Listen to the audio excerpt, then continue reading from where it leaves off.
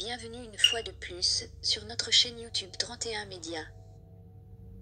Dans cette vidéo, nous allons parler de la vie après la mort, et plus particulièrement de l'expérience de 3 personnes qui disent qu'elles étaient vraiment mortes et se sont retrouvées en enfer.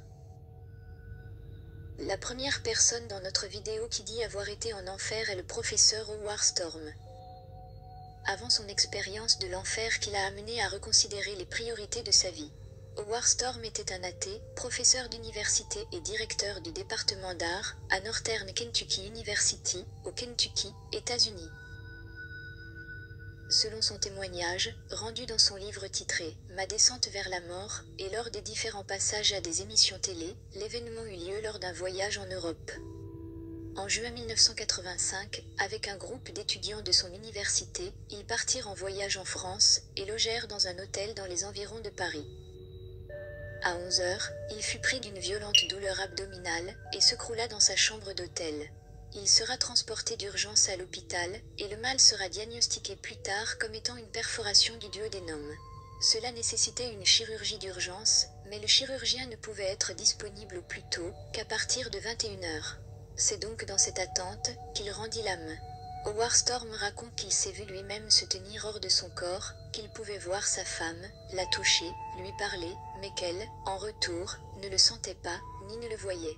Il s'est ensuite vu invité à sortir de l'hôpital et à suivre des créatures ayant des apparences humaines. Mais alors qu'ils allaient ensemble, le chemin devenait de plus en plus obscur, puant et sale.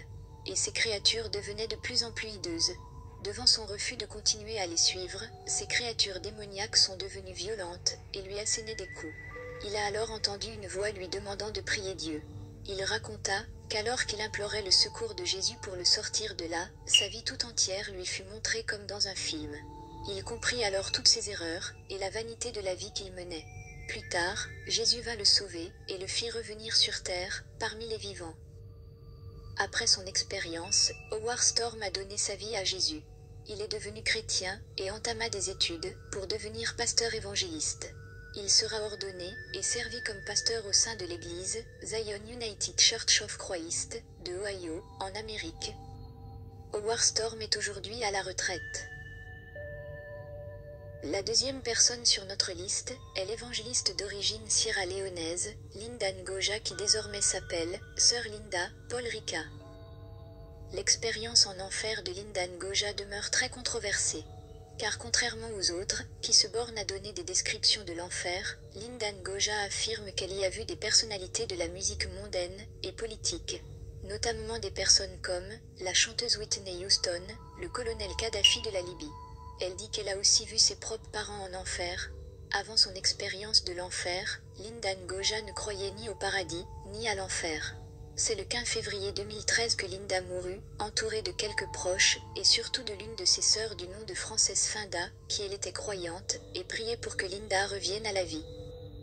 Dans son expérience, Linda affirme qu'elle s'est vue sur une route large, en compagnie de milliers d'individus, marchant comme des zombies vers un portail sombre et puant. Ce portail les attirait Ce portail les attirait comme un aimant.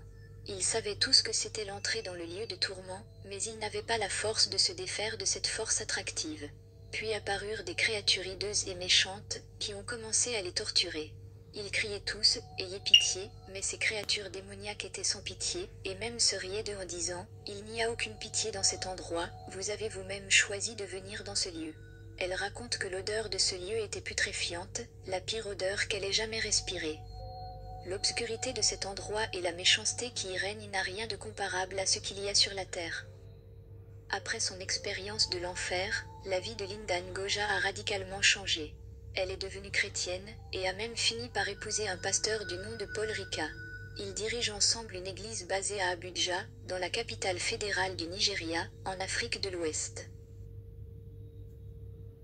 Avant que nous ne terminions la vidéo avec la troisième personne, nous vous invitons, si cela n'est pas encore fait, à vous abonner à notre chaîne et à cliquer sur la cloche.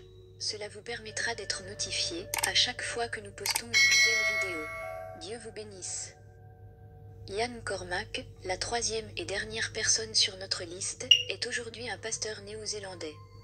Mais en 1982, bien qu'il fût élevé par une mère qui était fervente chrétienne, le jeune Ian McCormack a choisi d'être athée et voulait vivre sa vie au maximum. Il partit pour les îles Maurice pour des vacances paradisiaques. Mais ce qui devait être des vacances de rêve s'est terminé dans la mort. Dans l'un de ses plongeons nocturnes, Ian fut attaqué par une méduse boîte.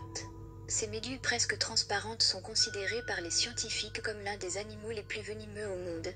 Une seule piqûre est presque toujours fatale dans les minutes qui suivent.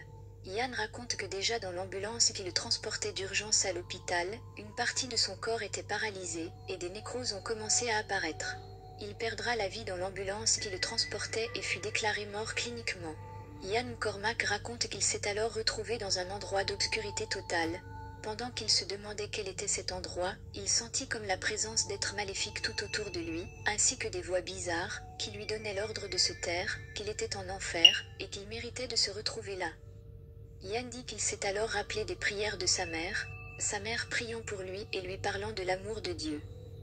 C'est dans cette obscurité qu'il vit une lumière de paix divine, lui offrant de revenir sur terre ou de rester. Il dit qu'il choisit l'option de revenir pour partager ce qu'il a vu avec le maximum de personnes possible. Ian raconte son séjour en enfer dans un livre titré « Mort cliniquement ». Son histoire a aussi fait l'objet d'une adaptation cinématographique. En bonus de cette vidéo, il y a aussi l'histoire de Bill Louise, un courtier immobilier, aujourd'hui pasteur évangéliste, qui dit avoir été en enfer pendant 23 minutes. Et qu'il y a vu des choses horribles.